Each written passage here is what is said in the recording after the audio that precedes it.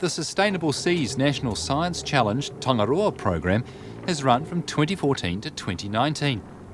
It's been exploring the development of ecosystem-based management founded on and informed by Mātauranga and tikanga Māori. Marine scientist, Associate Professor Kura Paul Burke from Waikato University, has been working alongside 4 iwi, including her own, and 3 regional councils to find ways to restore the mussel beds that were showing alarming signs of decline in Ohiwa Harbour. It's a project that's likely to have many applications beyond the work that's currently underway.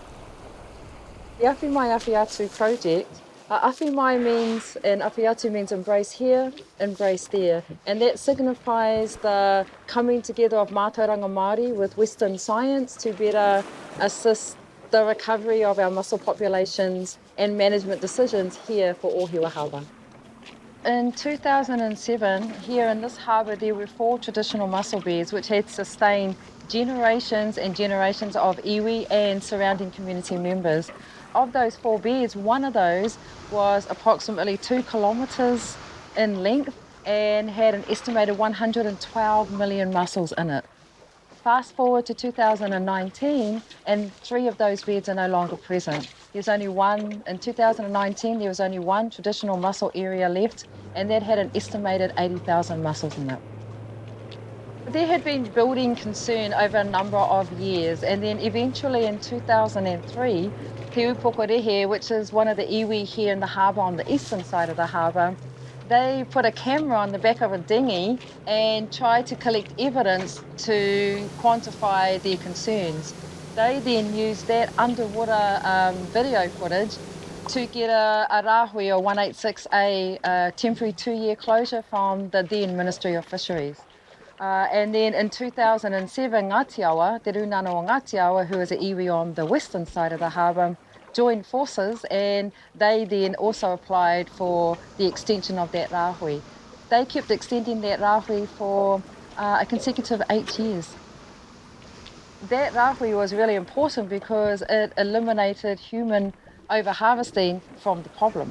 And then people started thinking that maybe after large rain events, when there's slips and all that sedimentation comes into the harbour as well and may smother the mussels. So there were a number of different theories as to why they were disappearing. In 2009, while we were diving, we came across 672 tonnes of the 11-armed sea star, or its Māori name Pātangaro. And that equated to around 1.2 million, just in one small space in one mussel bed. And so the predation of sea stars on the mussels is one of the major factors that we have here in this harbour. While we were trying to figure out what to do with all the sea stars and disappearing mussels, we set up a trial.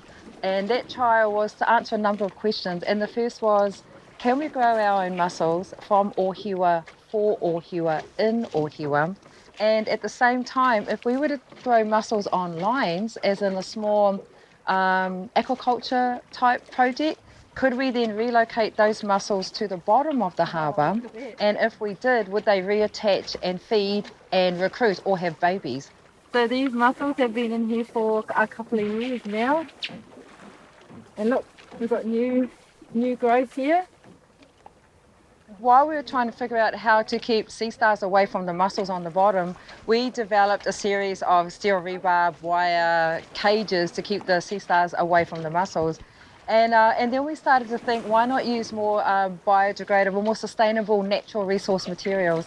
And so we turned to the esteemed Ruka Hurihe Ngaramu Cameron, who is a master weaveress, to help us design cages and natural resource lines. Oh, look at that. Yes. Lovely. Beautiful. Our first materials that we used, of course, naturally was the harakeke, and we trialled out the tikoka and also the kia. So they went down and we fitted those. Fitty is a 3 braid, so we plaited up these resources. We started with the harakeke green off our pāharakeke, and we also use the mussel shell, which we call a kuku or the kutai, to extract the fibres from our harakeke.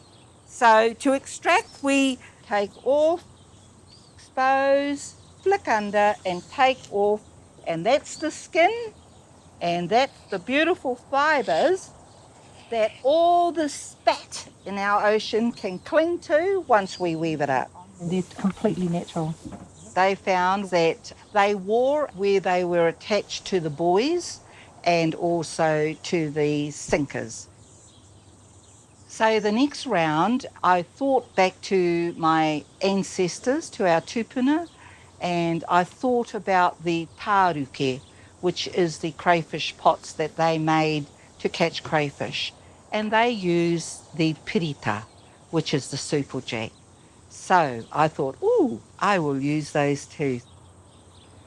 As of October 2020, we have 3 new mussel beds growing in the harbour, all within close proximity to our restoration stations.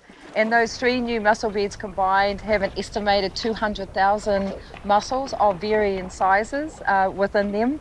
And our last remaining traditional mussel bed has moved from 80,000 mussels in 2019 to an estimated 260,000. So it's small gains, and we're hoping the trend continues upwards. Sea stars are predating heavily upon the mussels here in Ohiwa Harbour. So one of the questions that we're asking is, why are there so many sea stars, and what are the best ways to manage them into the future? So Megan Ranapia is a PhD student at the University of Waikato, and like myself, she also whakapapas to this harbour, and so that's what she's going to look at for her PhD. It's a huge question in a really complex system harbour that suffers multiple impacts coming in on a daily basis.